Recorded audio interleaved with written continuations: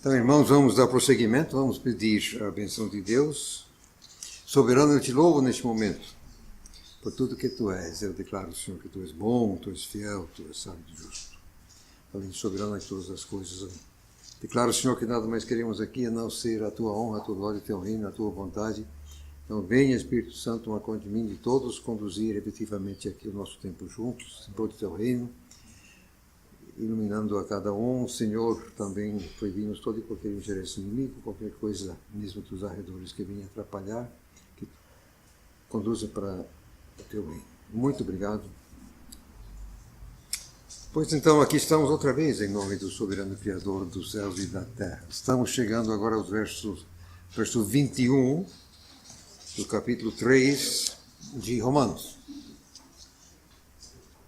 Eu mandei uma atualização, porque o que tinha enviado antes talvez não iria ser suficiente do jeito que corremos a última vez, se corrermos o mesmo tanto hoje. Aí eu dei duro para adiantar a tradução.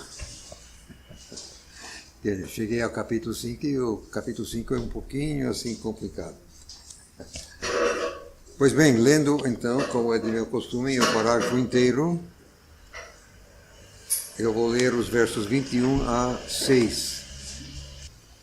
Mas agora, independente da lei, uma justiça vinda de Deus tem sido revelada, tendo o testemunho da lei e dos profetas. A saber, uma justiça vinda de Deus mediante fé em Jesus Cristo, para dentro de todos e sobre todos os que creem. Não há diferença.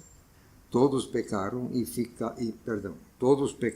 ficam aquém da glória de Deus, sendo justificados gratuitamente por sua graça, por meio da redenção que há em Cristo Jesus.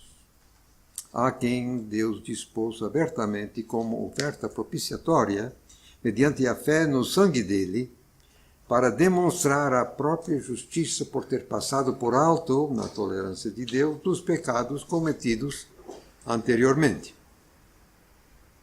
E para demonstrar a própria justiça neste tempo presente, para ser ele mesmo justo e o justificador daquele que é da fé de Jesus. Por enquanto. Você se lembra que ele vinha antes discorrendo sobre a lei, então, e a fé, então mostrando que Adão realmente foi justificado pela fé. Então, ele agora vai prosseguindo com a justiça mediante a fé. Agora, dizendo ele, verso 21, independente da lei. Agora ele diz que essa justiça já havia sido testemunhada na lei e os profetas. Mas eu diria assim, não de forma muito clara. No Antigo Testamento, na verdade, você tinha de realmente cumprir a lei, você tinha de obedecer. Agora, você faria isso por uma questão de fé, mas a questão da fé ficava como que por detrás. Só que agora, verso 22, essa justiça, mas é mediante fé em Jesus Cristo. No Antigo Testamento não havia Jesus Cristo. Falava-se de um Messias, que Cristo é grego, ou aliás, é grego e português para Messias em hebraico. Agora, a justiça é mediante fé em Jesus, porque ele foi o Cordeiro de Deus, ele é o Cordeiro de Deus, ele que pagou a conta finalmente. Esses outros simplesmente não. Só que aqui, isso aqui é mais de perto. É o principal, eu tenho que ver o que está aqui na minha frente. É que agora a justiça está disponível a todos, embora é conferida apenas aos que creem. Infelizmente, como eu quero que vocês estejam sempre em condições de responder a outros, aqui nesse verso, uns 7% dos manuscritos gregos não tem e sobre todos. E com isso também a nova versão internacional, a língua de hoje, etc., etc., também não traz. Na verdade, é uma explicação muito fácil para isso, mas não é o nosso caso aqui. Vejam vocês que essa justiça, primeiro, vai para dentro da gente, mas depois fica sobre a gente. Não é assim? Para dentro de todos e sobre todos os que creem. Naturalmente, alguns copistas não entenderam esse sobre todos e cortaram fora. Vamos pensar um pouquinho. Como seria a justiça de Deus dentro de você? Amém. Quer dizer, nós temos a nova natureza, o Espírito Santo, que nos dá condições de realmente levar uma vida nova.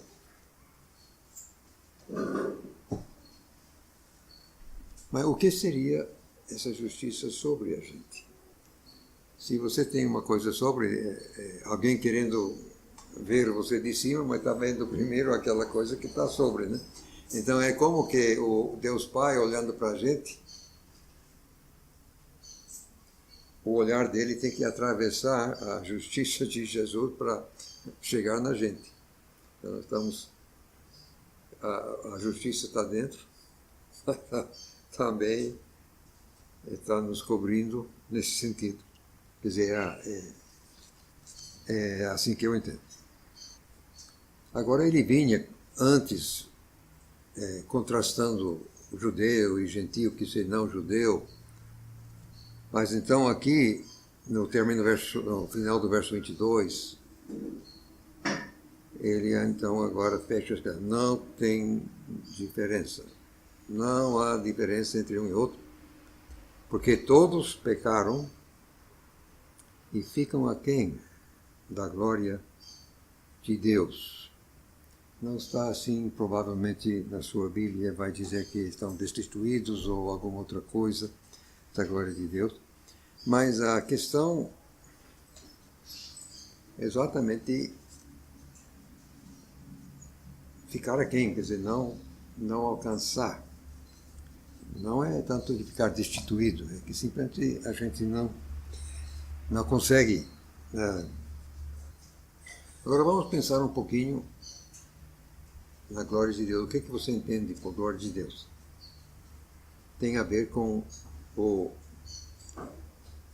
ficar aquém ou não? Ai, coitadinho, tá...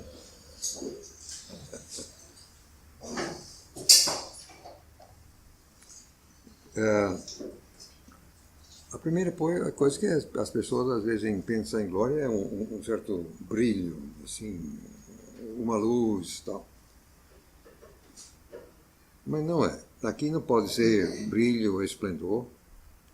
Não é o caso do contexto. Eu proponho, entendo para mim, que a glória verdadeira de Deus é aquilo que Ele é. Ele próprio é. Quer dizer, é a sua essência, é a sua natureza. Aquilo que Ele é. Ele é verdade, Ele é santidade, Ele é justiça, Ele é amor, Ele é várias coisas. Tudo isso, então, é o que Ele é. Agora vamos pensar na questão de ficar aquém. Embora o Adão pré-queda presumivelmente tenha repetido essa essência razoavelmente bem, porque, você se lembra, Deus disse, vamos criar o homem na nossa imagem e semelhança. E antes da rebelião, da queda, você pode entender que o primeiro Adão foi uma coisa que hoje em dia nós nem temos como imaginar. Eu li uma vez um escritor, ele dizendo que os animais no jardim antes da queda, porque você se lembra que Jeová, que no caso Jeová filho vinha e assim, à tardinha os dois iam caminhando, conversando, e o autor que eu estou estou citando, diz que os animais, assim, olhando de longe, não teriam dificuldade em saber qual era qual. Quer dizer, naturalmente, Jeová Filho se materializou, quer dizer, ele ficava de forma visível, se ele assumiu uma forma humana, digamos, entendeu? A semelhança era tanta, era tamanha, dizendo que os animais teriam dificuldade de saber qual era qual. Não sei. O fato cruel é que nós aqui não temos como imaginar como teria sido esse primeiro Adão. Mas a queda resultou numa barreira que o ser humano não pode atravessar sozinho. Nós aqui sozinhos não tem como mais atravessar a barreira do pecado, da rebelião, que fica entre nós e Deus. Sem ajuda divina, nós não temos como. Com a ajuda divina, sim. É a valência, como diria lá no norte, não sei se fala assim cá embaixo. Eu tenho para mim que o homem moderno reflete de maneira muito pálida o que foi o Adão pré-queda, devido ao acúmulo de fraquezas congênitas, que é o nosso problema agora. Então, aqui nós ficamos, de fato, muito aquém da glória, aquém da imagem do Criador, aquém daquilo que foi o ser humano quando a primeira vez foi criado. Então eu entendo assim, voltando então para o verso 23 aqui, todos pecaram e ficam aquém da glória de Deus. Exatamente, e o pecado na gente é uma barreira sempre, que nos separa do próprio Deus e aquilo que Deus é. Quer dizer, aquilo que poderíamos ser, que era para ser, mas o pecado então representa uma barreira e nós então não temos como chegar, não temos como alcançar. Entendo dessa forma. Contudo, agora, quer dizer, essa nossa situação sem a ajuda divina e, portanto, sem a ajuda do Salvador, mas verso 24, sendo justificados gratuitamente por sua graça, por meio da redenção que há em Cristo Jesus. Então, como nós aqui não tínhamos jeito, nós não tínhamos como comprar, valer, merecer, enfim, o perdão e a salvação, então Deus proveu gratuitamente a saída, nos devolvendo, Jesus nos devolve, então, a razão de ser que perdemos, o potencial de vida que tínhamos que perder, Jesus nos devolve tudo isso. Nos dá de volta, pelo menos, não vim preparado, mas para essa exata pergunta, mas tem um texto que diz que nós não havemos de fazer por onde ofender nem a judeu, nem a grego e nem a igreja de Cristo. Então, na verdade, agora tem três tipos de ser humano. Tem os que são justificados em Jesus, que fazem parte da igreja. Cá dentro não tem essas distinções. Fora da igreja, ainda tem judeu é judeu, e enquanto judeu, esse povo vai voltar ao palco no futuro, durante o milênio. E, portanto, também tem os outros que não são judeus, e também que não são da igreja. Então, no momento, nós temos três classes. O principal para nós e o mais importante é a igreja, e a questão é fazer parte dessa igreja. Dentro da igreja, acabou. Naturalmente, isso só os que estão fisicamente vivos no momento. Claro, os que já morreram, já morreram. Voltando então ao texto, vamos ler aqui o 25. Isso aqui ele está revendo verdades que a gente já conhece. Que, de fato, o que o Cordeiro de Deus foi uma oferta propiciatória. Quer dizer, ele estava foi o preço necessário para propiciar o caráter ofendido de Deus Pai, que o nosso pecado, a nossa rebelião ofendeu, e para dar satisfação a esse caráter ofendido, então, veio o Cordeiro de Deus, que de fato foi a oferta propiciatória final, acabou, fechou. E exatamente nós temos que confiar nessa oferta, nós temos que ter fé realmente nesse sangue derramado desse Cordeiro. Então nós recebemos os benefícios. Mas do ponto de vista de Deus, ele no verso 25 fala quem Deus dispôs, então Deus,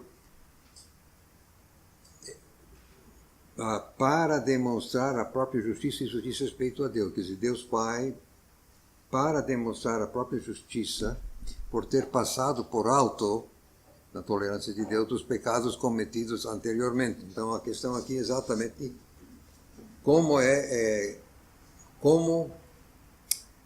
justificar o procedimento de Deus de não ter fulminado todo mundo imediatamente no Antigo. Como é que Deus passou por cima dos pecados do pessoal lá atrás, no entanto eles cobrindo o seu pecado com sangue animal, mas como o sangue animal não resolve em si, era meramente um tapa-buraco, como se... Então, agora Deus está como que salvando seu caráter, a sua justiça. Como é que fica ele ter passado por cima de tudo aquilo lá atrás? É porque, como você diz, que todo pecado, e todo perdão de pecado depende do sangue do Cordeiro. Então Jesus é a solução para todo mundo lá atrás, bem como agora pela frente. Então, verso 25, para demonstrar, para explicar a tolerância lá atrás, e para demonstrar a própria justiça neste tempo presente. Como é que Deus Pai consegue me perdoar? Por conta de qualquer coisa que eu fiz? Não. É por conta do sangue derramado. Eu tenho que confiar nesse sangue, isso sim. Para ser Ele mesmo justo e o justificador daquele que é da fé de Jesus. Eu sei que não está bem assim na sua Bíblia, talvez. Mas a questão é que no texto é a fé. Não é de fé de Jesus, mas a fé de Jesus. E eu entendo que não é a fé que Jesus mesmo exerceu, mas eu coloco, como quem tem a minha tradução, você vê que eu coloquei o F maiúsculo. Para mim, então, a fé de Jesus é todo o conjunto de verdade que gira em torno da pessoa e da obra de Jesus. Essa é a nossa fé, com F maiúsculo. Então, quem é dessa fé, aí vai, você tem que crer para dentro de Jesus e tal, quer dizer, vai o compromisso, quer dizer... Então, se você é da fé de Jesus, então você já recebeu todas essas bênçãos, esses benefícios. Eu tenho uma nota aqui, não faz mal eu ler, o que vem no finalzinho do verso 25. Sem derramamento de sangue não há remissão. Isso está em Hebreus capítulo 9, 22. E em Êxodo 12, verso 13, de quando eu vir o sangue, passarei por vocês. Ou então João 1, 29, eis o Cordeiro de Deus que tira o pecado do mundo. Agora, vejam bem, na primeira carta de Pedro, capítulo 1, verso 18 e 20, declara que o Cordeiro, com seu sangue derramado, foi assim conhecido antes da criação do mundo. Quer dizer, antes de criar, Deus já sabia que ia malograr e que ele próprio teria que pagar o terrível preço de remissão. Mesmo assim criou. Isso aí não entra na minha pequena cabeça muito bem, não. Que coisa. É porque Deus sendo eterno, para ele não existe tempo. Então tudo que acontece aqui ele já sabia de antemão. Isso aqui nós não temos como entender muito bem, porque nós somos totalmente limitados por nossa pequenez. Nós não temos como entender um ser infinito. Simplesmente foge do nosso alcance. Então um ser infinito, um ser eterno, nós não temos, assim como uma formiga andando ali, mas não teria como entender a gente. Quer dizer, o desnível, a diferença é monstro demais. Bom, então, recapitulando, todo o sangue animal derramado no Antigo Testamento meramente encobria o pecado, não pagava por ele. Todos aqueles sacrifícios apontavam para o sacrifício perfeito de Cristo, mas só foram validados com a morte do Cordeiro, o sangue também que funciona para o pessoal lá atrás. Prosseguindo, se pudermos prosseguir, versos 27 a 31, que vai terminar o capítulo 3. Pois então, onde está a vanglória? Fica excluída. Por que tipo de lei? A das obras? Não mesmo, mas por uma lei de fé. Por isso concluímos que uma pessoa é justificada por fé, independente das obras da lei. Porventura Deus seria exclusivo dos judeus? Ele não seria também dos gentios? Sim, dos gentios também. Já que de fato existe um só Deus, o qual justificará os circuncisos por fé e os incircuncisos mediante a fé. Com F maiúsculo. Então, anulamos lei mediante a fé? Claro que não. Antes reconhecemos lei. Aqui ele volta ao problema das duas raças. Mas ele deixa claro que a vanglória, como está em Efésios 2, pela graça sois salvos, como é? Efésios capítulo 2, 9 e 10. 8. Pela graça sois salvos, por meio da fé, e isto não vem de vós, é dom de Deus, não vem das glórias para que ninguém se glorie. Aí, não, quer dizer, ninguém pode se vangloriar, porque ninguém aqui mereceu, ninguém teve como pagar. Agora o verso 10 diz que nós fomos criados sim para, uma vez que você é salvo, você tem que produzir. É exatamente o que comenta o Tiago, né? Diz que uma fé que não trabalha é morta, e essa fé não pode salvar. Quer dizer, quem é vivo mexe. Quer dizer, você vê alguém, um corpo que não mexe, então é porque provavelmente já era. Quando a gente é vivo, a gente produz, a gente trabalha, a gente mexe. E a fé é assim, a fé viva produz, quer dizer, trabalha, faz coisas, não fica parado. Então, chega à conclusão que já foi declarada que a pessoa é justificada por fé, independente das obras da lei. Mas uma vez dentro da fé, você vai de fato fazer as obras. Você não vai desobedecer as obras da lei uma vez dentro. Não. E o que ele já martelou, não há diferença de fato. Dentro de Jesus não há diferença entre essas duas raças. Só existe um Deus, verso 30. E ele é que vai justificar todo mundo por fé e mediante a fé, no caso. Assim entendo de Jesus. Parando e pensando só um pouquinho, nós já andamos por isso, mas esse problema da circuncisão, que para o judeu era muito importante, isso aí, que aquilo era grande. Mas vem cá, um rito que é aplicado a um bebê, como poderia esse rito justificar isso? O bebê não está nem aí, não tem nada a ver. Então é meramente uma arbitrariedade aplicada ao coitado indefeso do bebê. Ele não tá, então, como é que isso poderia justificar? Não dá.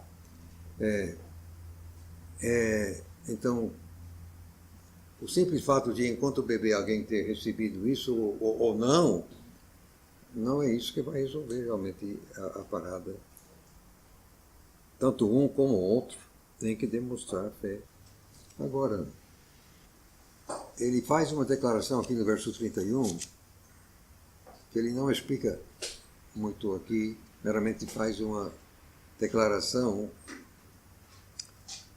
Alguém poderia dizer que a fé então anulamos lei mediante a fé? Aí diz claro que não. Antes reconhecemos lei, e a questão é que na sua Bíblia talvez tenha a lei, mas no texto grego não tem. Razão pela qual eu também não coloquei a lei, coloquei meramente lei. Está assim no texto. A função legítima de lei, qualquer lei, inclusive as nossas leis, as leis dos homens, dentro da fé cristã, são legítimas de lei. Qualquer lei, quer dizer, sem lei, a civilização é impossível. Quer dizer, sem regras de conduta é impossível um grupo de pessoas conviver pacificamente. Quer dizer, é isso que nós chamamos de cultura, para a gente saber como se comportar, para não ficar sempre brigando. Tem que existir normas de conduta, regra, lei, se quiser chamar dessa forma. Dependendo de certos tipos de conduta ou de procedimento, então é preciso que haja lei no sentido mais rigoroso, coisa feita pelo governo, quando tem, e assim por diante. Então, só porque nós, em Cristo, enfatizamos a função de fé, isso não quer dizer que a gente anula respeito por lei, por norma, por procedimento. Não. Só insistimos que não é assim que você se salva. Não é pela lei que você se salva. Pronto, capítulo 4. Abraão. Versos 1 a 5, para começar.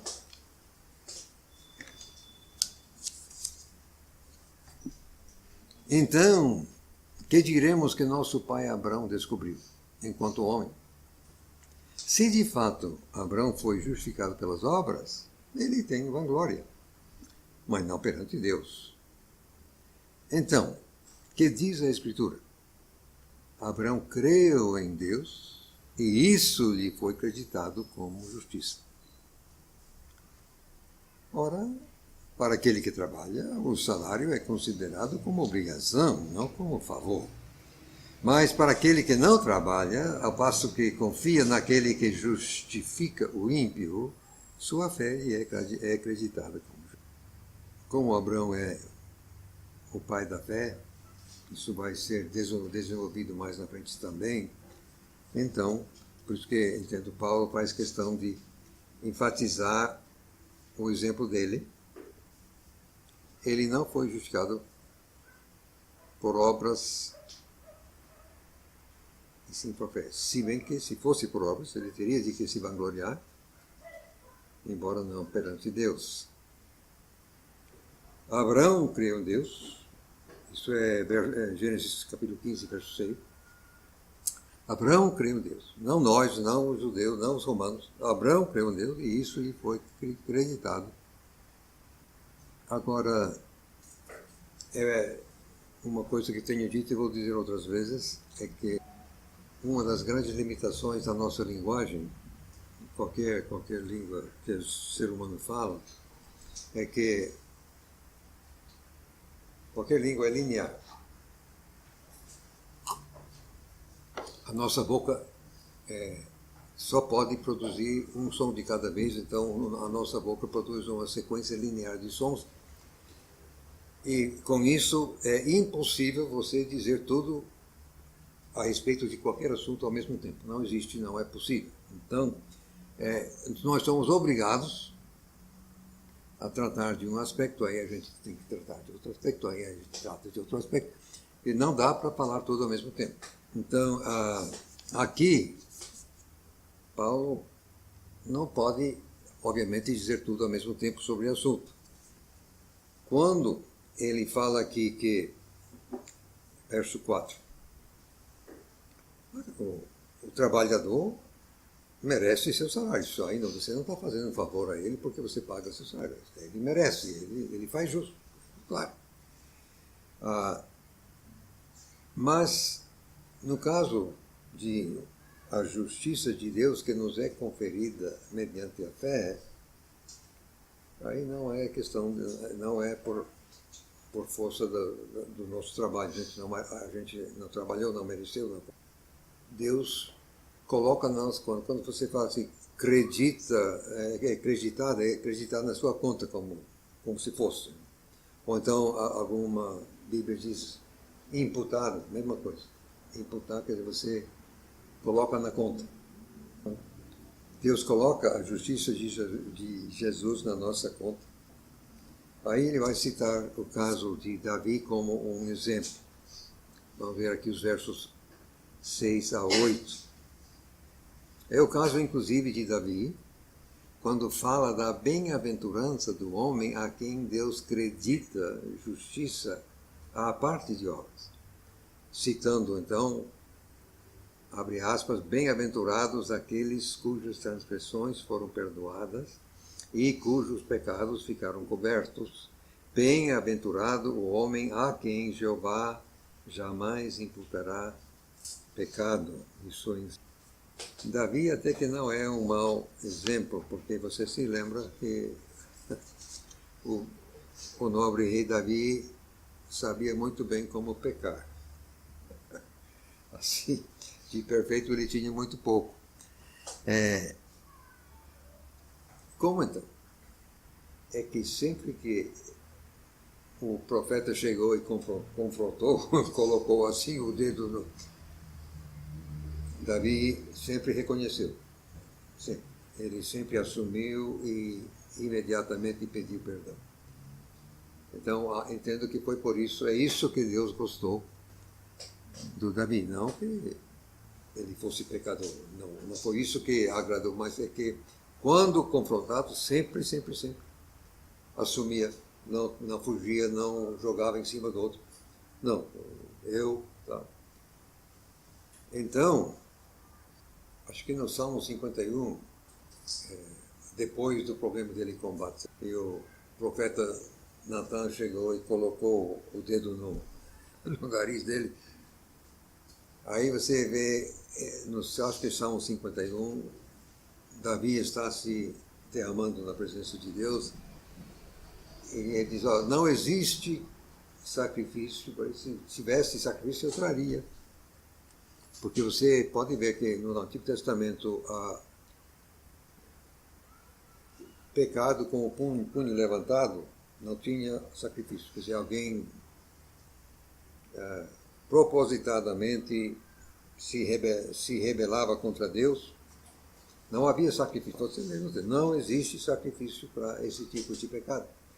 E Davi tinha um pecado assim dos mais feios. Ele não somente adulterou, mas assassinou o marido para encobrir assim o seu pecado.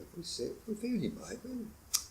Então, eram pecados que não tinham. O sujeito podia até correr até o altar e segurar aí saca dali e mata. Não tinha, simplesmente não tinha sacrifício para assassino. E ele era assassino e então não tinha sacrifício. Então, o que ele fez foi se jogar na misericórdia de Deus. E ele muito bem entendia esse negócio de ser perdoado pela graça de Deus. E aconteceu. Prosseguindo então, vamos mais um pouco, verso 9 a 12. Então, lendo aqui o texto, esta bem-aventurança vale apenas para o circunciso ou também para o incircunciso? Já que dizemos que a fé foi creditada a Abraão como justiça, como então foi creditado? Na condição de circunciso ou de incircunciso? Não de circunciso, mas de incircunciso. E ele recebeu o sinal de circuncisão como selo da justiça, baseada na fé dele, enquanto ainda incircunciso. para que pudesse ser o pai de todos os incircuncisos que creem, para que esta justiça seja acreditada a eles também, e bem como o pai dos circuncisos, que não somente são circuncisos, mas de fato andam nas pisadas da fé de nosso pai Abraão, enquanto ainda incircunciso. Nós aqui estranhamos essa ênfase na circuncisão, mas para o judeu aquilo era muito importante. Nós agora já perdemos de vista. Então, esse parágrafo inteiro simplesmente está enfatizando mais uma vez que a justiça de Deus veio através da fé e não de qualquer rito ou a lei, enfim, etc. O que Paulo está enfatizando está aqui na parte final do verso 12. A questão não é um rito físico. A questão é andar nas pisadas da fé de nosso pai Abraão. É isso que está sendo enfatizado. Agora vamos à promessa, versos 13 a 17. Ora, a promessa de que ele havia de ser o herdeiro do mundo não veio a Abraão ou a sua descendência mediante a lei, mas mediante a justiça de fé. Pois, se os que são de lei são herdeiros, a fé fica esvaziada e a promessa fica anulada. Porque a lei produz ira, visto que onde não há lei também não há transgressão. É por isso que a promessa é por fé, para que seja de acordo com graça, a fim de ser garantida a toda a descendência, não somente a que é da lei, mas também a que é da fé de Abraão, o qual é pai de todos nós. Assim como está escrito, eu te constituí pai de muitas nações étnicas, perante aquele em quem ele confiou, Deus, o qual vivifica os mortos e chama à existência coisas que não existiam. Até aí por enquanto. Agora, a primeira coisa que chama a atenção aqui no verso 13 é esse negócio de ser herdeiro do mundo. Mas como assim? Herdeiro do mundo. Bom, em Gênesis 12 e verso 3, o texto diz, Jeová falando com Abraão, disse, em ti todas as famílias da terra serão abençoadas, todas as famílias. Gálatas, capítulo 3, verso 16, deixa claro que o descendente, no caso singular, diz respeito ao Cristo. Você vai ver isso também em Gênesis 12, verso 7 e 24, verso 7. Mas vamos agora para Salmo, capítulo 2, versos 7 e 8, que também é uma referência clara ao Cristo. Citando aqui agora o Salmo, proclamarei o decreto, Jeová me disse, tu és meu filho, eu hoje te gerei, pede-me e eu te darei as nações como herança e os confins da terra como tua propriedade. Então, poderíamos, quem sabe, dizer que, em algum sentido, isto está acontecendo mesmo através da igreja, que é o corpo de Cristo. Então, Cristo sendo o descendente de Abraão, e o pai diz, você pode pedir as nações, como herança, os confins da terra, tal, eu vou te dar. Então, a gente vê realmente o Evangelho sendo pregado ao redor do mundo. Em Mateus 5, 13 e 14, Cristo chamou seus discípulos de sal da terra, luz do mundo. Sal da terra, não só de Brasília, da terra. Luz do mundo, não só de Brasília, do mundo. Então, é uma coisa muito abrangente. Na 1 Coríntios 3, versos 32 e 3, Paulo diz que tudo é vosso, vós sois de Cristo, Cristo é de Deus. Dito tudo aquilo, eu entendo, no entanto, que durante o reino messiânico milenar, que certamente haverá, o mundo inteiro vai obedecer a Cristo. Ele vai reger as nações com vara de ferro, você vê isso em Apocalipse, capítulo 19, verso 15. Enfim, voltando então, herdeiro do mundo, ele sozinho, Abraão, obviamente, não, mas através de sua descendência e moralmente o descendente, e nós que perfazemos o corpo desse descendente.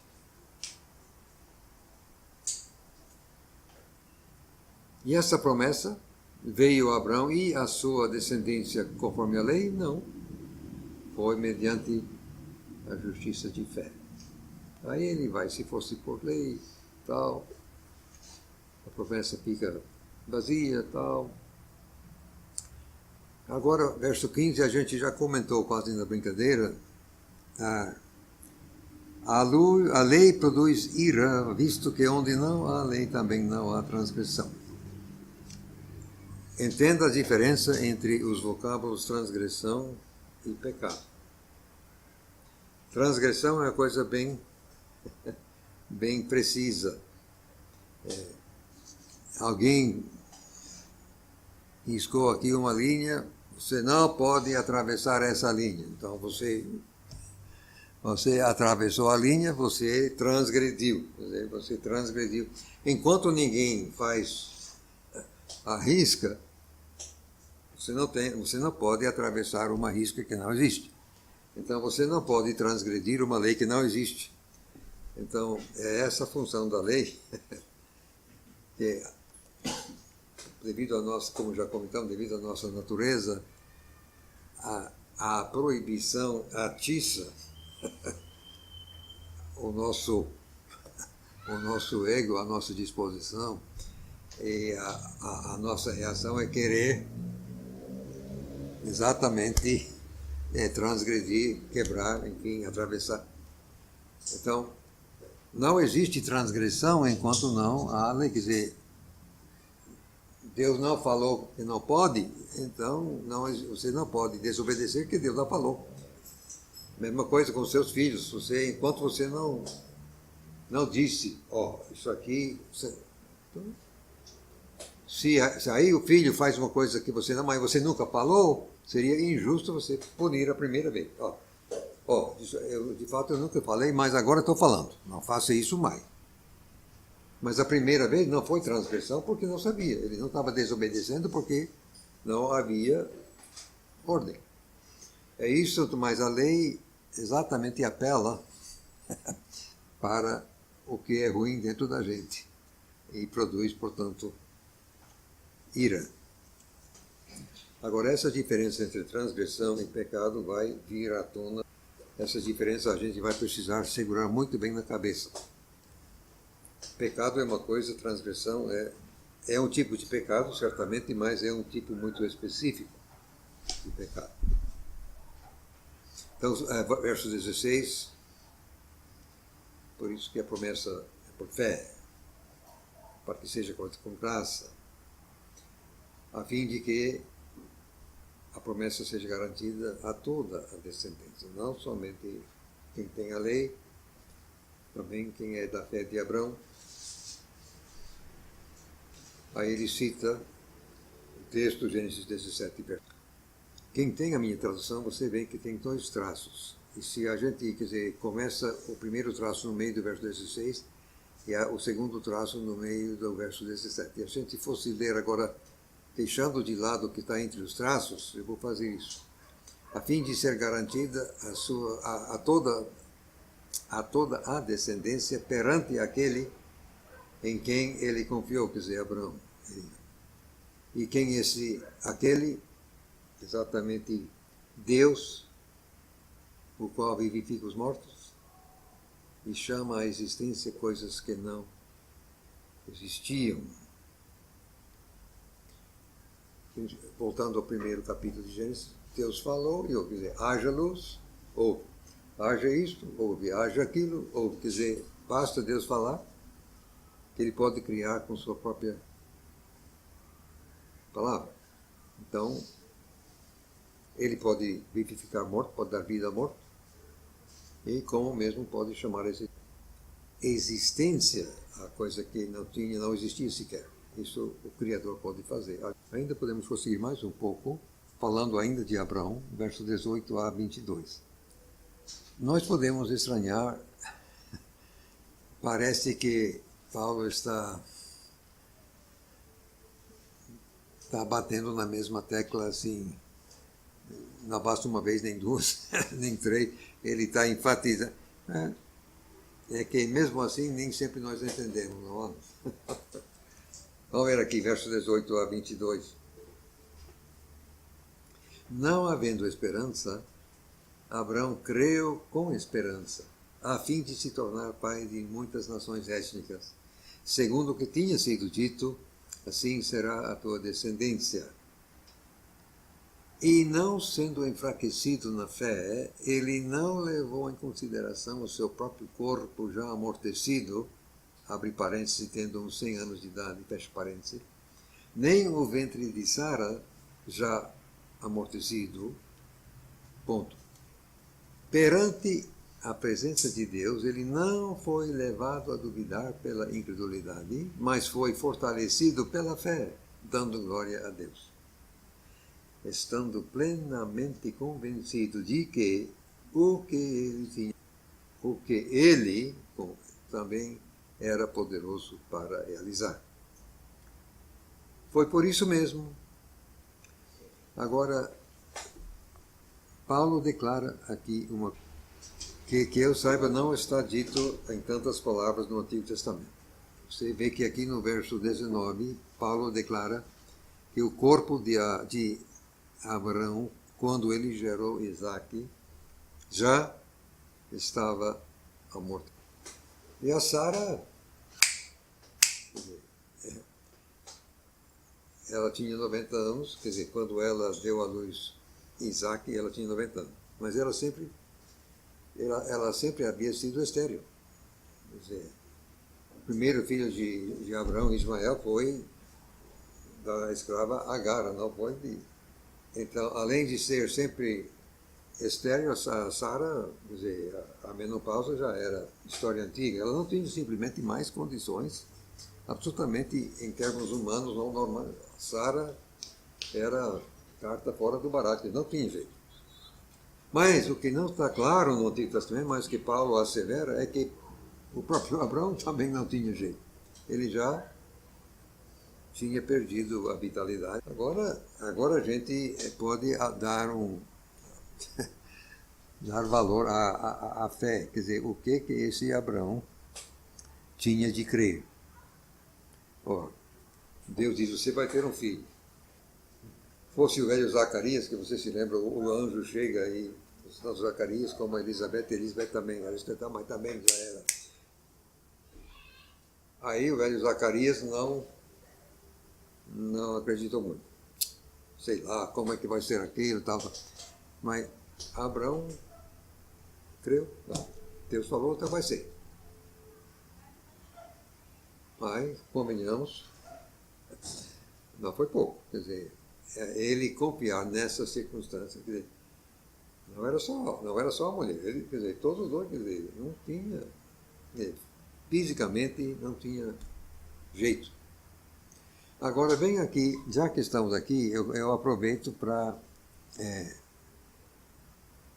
sugerir uma explicação para a atitude que a nós seria insólita da Sara, lá atrás, oferecer a Abraão a escrava Agar.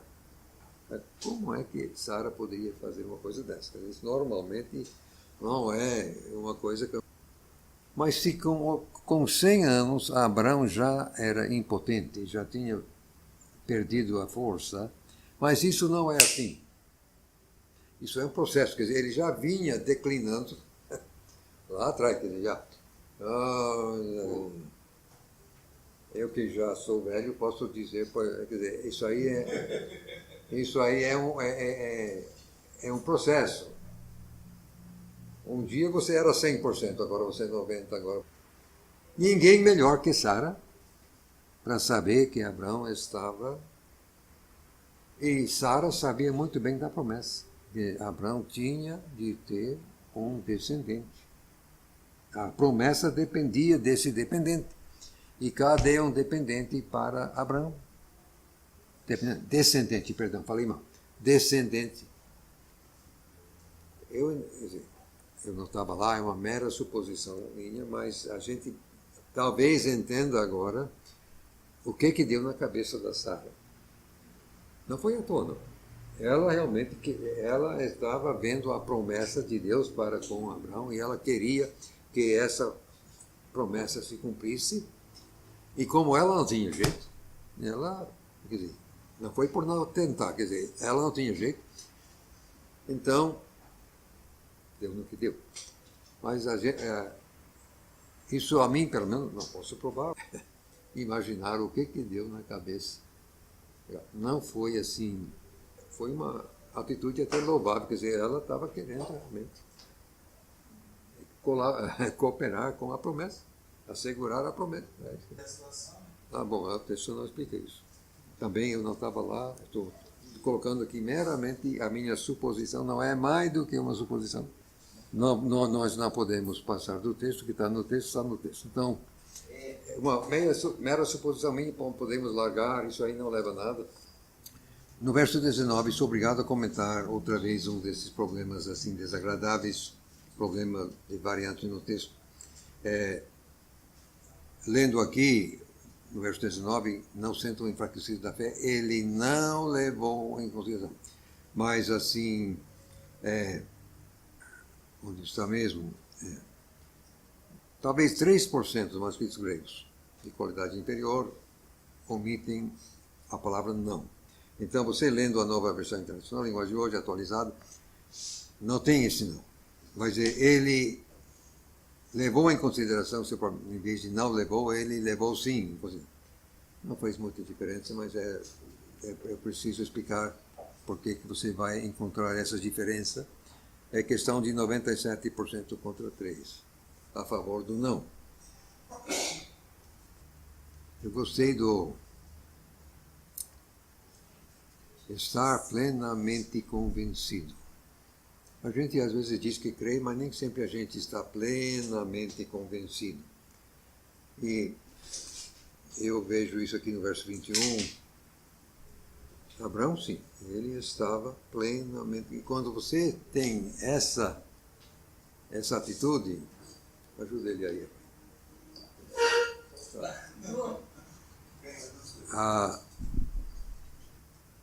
Esse negócio de estar plenamente convencido, no meu entender, mas eu quero dizer, na minha própria experiência, que depois você tem que limpar, tá? Esse guarda-chuva é meu, hein?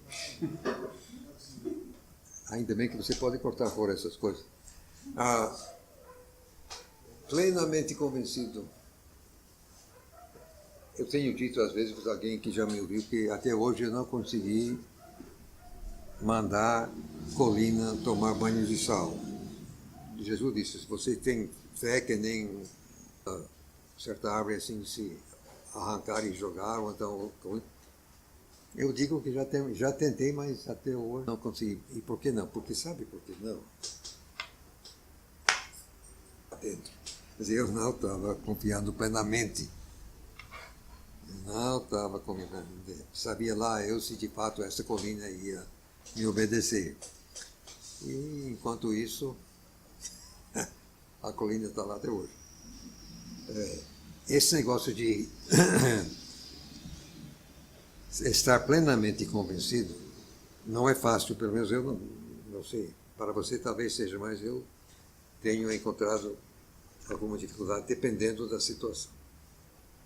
Tem momento que dá um acesso de fé e você crê em qualquer coisa. Quer dizer, geralmente é um exato desafio que está na frente e aí você crê e resolve, amém. Mas quando não dá esse acesso de fé, nem sei. Pelo menos na minha experiência. 22, foi por isso mesmo que ele foi acreditado Olha, já vai ter. Vamos só ver agora os versos 23 e, 23 e 25, que aí termina o capítulo 4 e, permitindo Deus, na próxima vez nós vamos com o capítulo 5. Vamos ler então agora 23, 4 e 5. Ora, não foi apenas para ele que foi escrito que lhe foi acreditado, mas também para nós, a quem será acreditado, a nós que confiamos naquele que ressuscitou dentre os mortos, a Jesus nosso Senhor, o qual foi entregue por causa das nossas transgressões e foi ressuscitado por causa da nossa. Então, tudo isso que Paulo escreveu, enfatizando que aquilo foi acreditado a Abraão, então isso aí é para nós. Tudo aquilo é para nós ter confiança que nós também teremos o mesmo benefício. A nós também será acreditado. Isto é, nós que confiamos naquele, quer dizer, o Pai ressuscitou o nosso Senhor Jesus dentre os mortos. Agora, verso 25. O qual, no caso Jesus, o qual foi entregue por causa das nossas transgressões, até aí, tranquilo, e foi ressuscitado por causa da nossa justificação. Aí tem diferença da Bíblia que você tem na mão. É que a construção gramatical aqui, a conjunção é exatamente a mesma em ambas as metades. Quer dizer, é por causa e por causa. Jesus foi entregue por causa das nossas transgressões, até aí não tem mistério. O que não aparece nas traduções normalmente é a segunda parte, que ele foi ressuscitado por causa. Alguém tem outra versão? Leia aí uma coisa, essa última parte, a segunda metade, o verso 25. Isso. Sim. Para nós, aí como se que a ressurreição é que consegue a nossa, a ideia dessa razão que você vai achar, geralmente mais que, no meu entender, foi uma tradução improcedente, porque a forma gramatical é a mesmíssima nos dois lugares, então você deveria traduzir da mesma forma. E se for do jeito que eu traduzi, qual é o sentido? O sentido que eu entendo é, para mim, muito precioso. Foi ressuscitado por justificação. Em outras palavras, a ressurreição foi a prova de que o Pai diz, estou satisfeito. Quis. Valeu. Então, a ressurreição é a prova de que o Pai aceitou o preço pago por nossa justificação. Ok? Tranquilo? E, permitindo o nosso bom Deus, a gente então vai começar com o capítulo 5. E se você achou difícil até aqui, aperta o cinto. Amém. Obrigado. Deus abençoe a todos. A mim também.